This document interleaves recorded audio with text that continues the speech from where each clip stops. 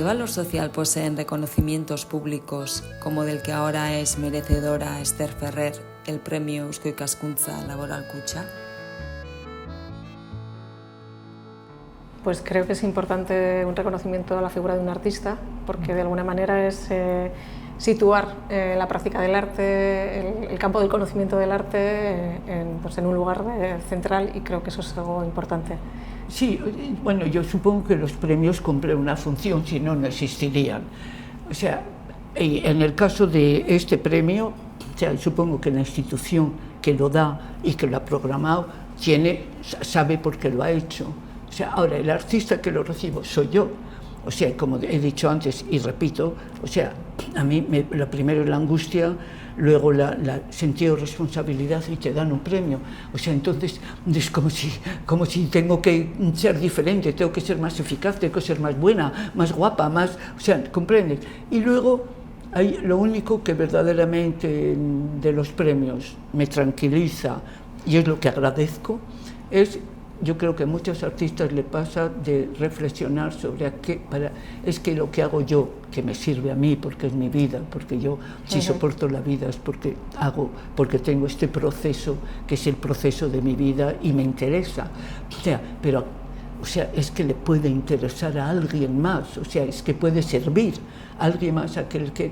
Entonces, quiero pensar, cuando te dan un premio, que a lo mejor, efectivamente, pues sirve para alguien, artista o no artista, o sea, no sé cómo decirte, no forzosamente, y en este sentido, teniendo en cuenta las dudas que yo me planteo sobre mi trabajo, que eso yo creo que les pasa a muchos artistas, es la duda permanente, como es que le estoy haciendo lo que hay que hacer, es que estoy haciéndolo como hay que hacerlo, es que esto sirve para algo, es que la sociedad hoy en día...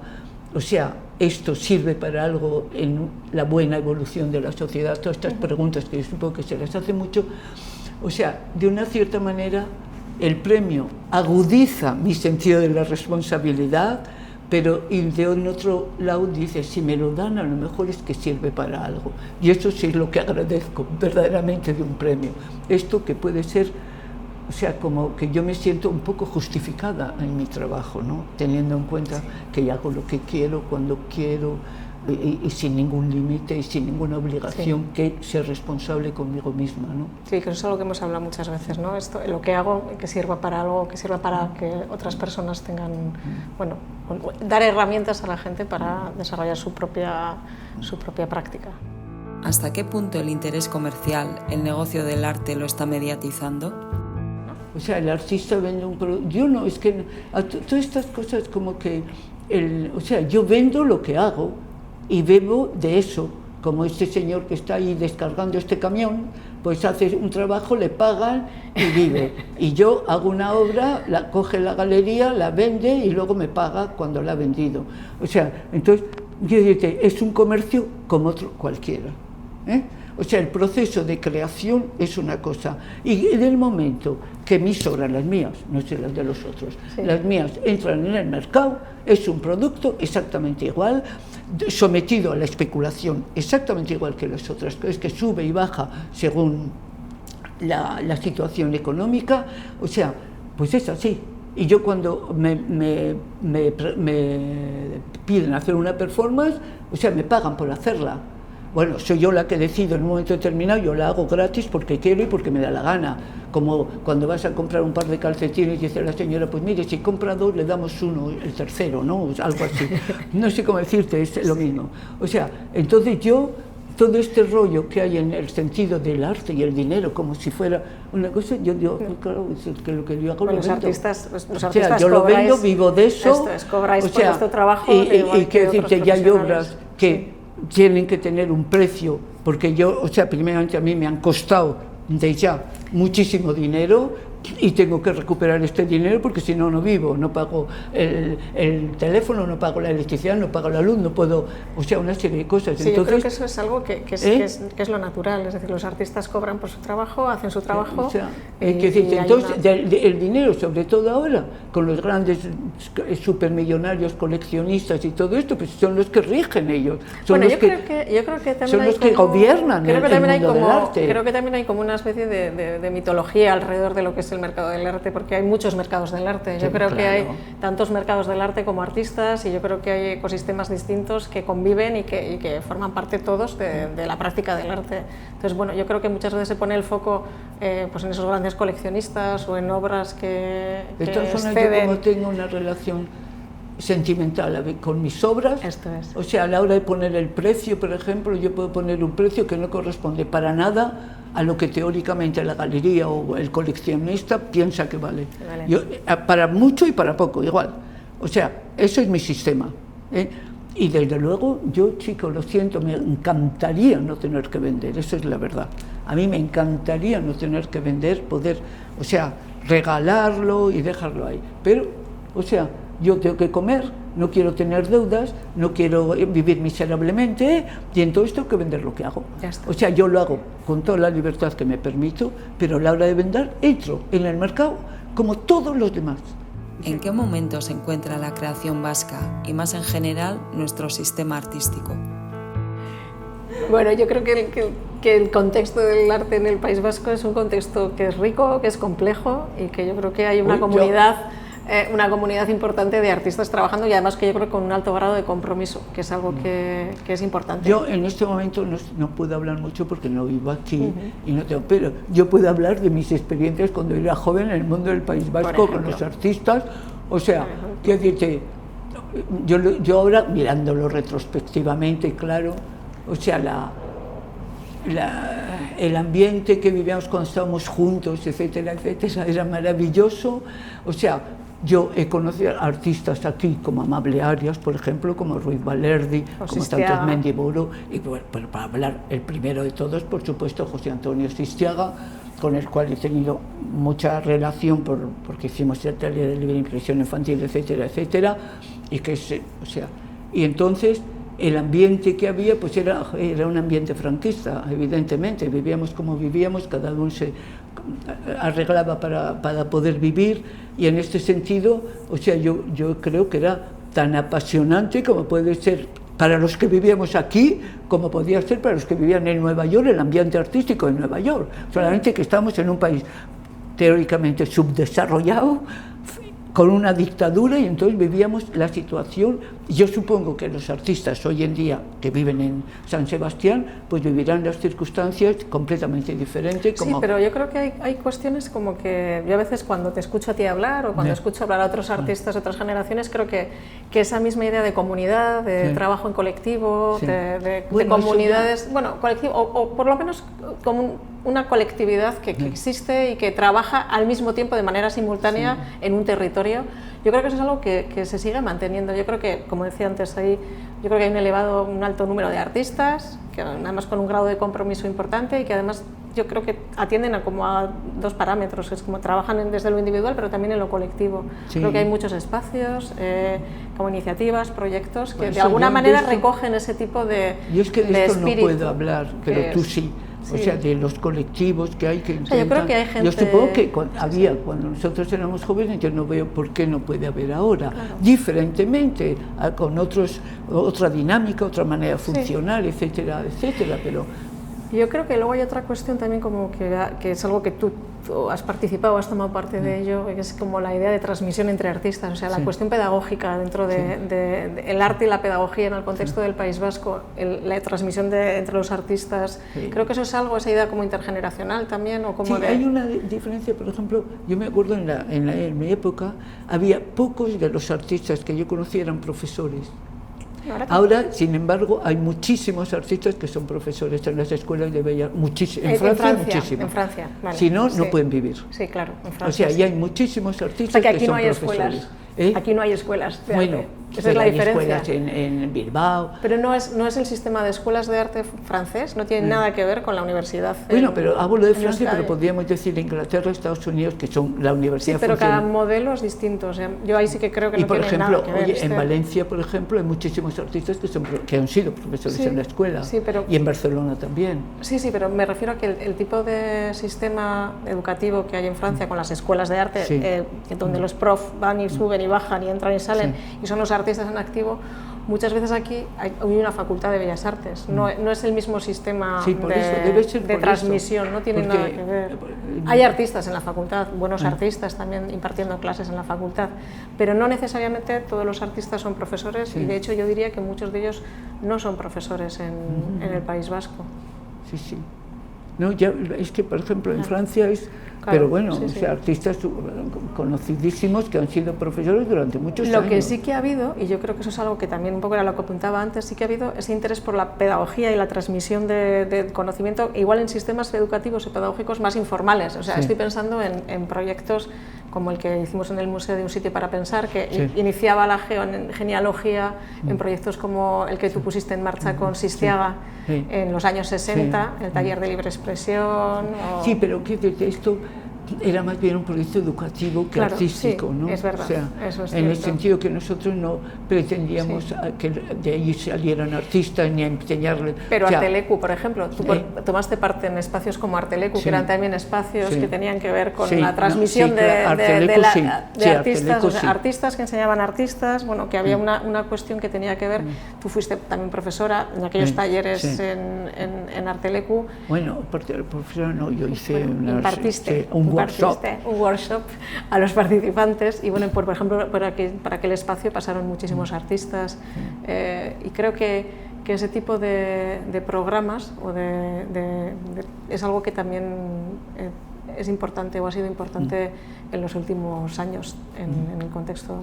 Desde vuestras respectivas experiencias, ¿qué importancia atribuís a la educación artística? Yo, como soy autodidacta en arte, me gusta mucho la figura del artista autodidacta, por decir la verdad.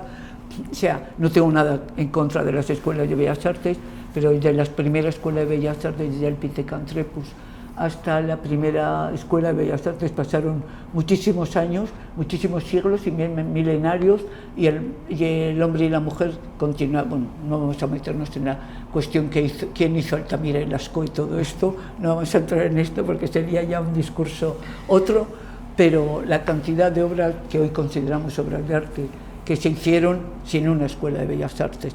Claro, una de las cuestiones es cómo en Altamira o en Lascaux, cómo aprendieron a hacerlo.